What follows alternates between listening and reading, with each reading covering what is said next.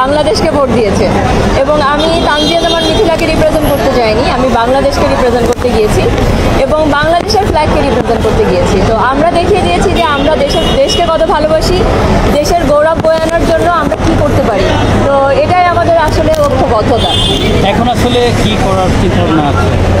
এই মুহূর্তে যেহেতু আমি মিস ইউনিভার্স টাইটেল হোল্ডার, তো অবশ্যই আমি আমার দেশের মানুষের জন্য কাজ করতে চাই, যেটা আমার নিজের চ্যারিটি আছে, রাইজিং স্টার চ্যারিটি, যেটা আমি 2016 থেকে কাজ করছি যেটার আন্ডারে, এবং আমি অনেক মানুষকে হেল্প করেছি। এবং বাংলাদেশে ঢোকার আগেই একটা মুভির অফার পেয়েছি, তো আমি বলেছি যে আমি এসে চিন্তা করব। আর যেহেতু আমি আমার অ্যাক্টিং ক্যারিয়ার কন্টিনিউ করছি,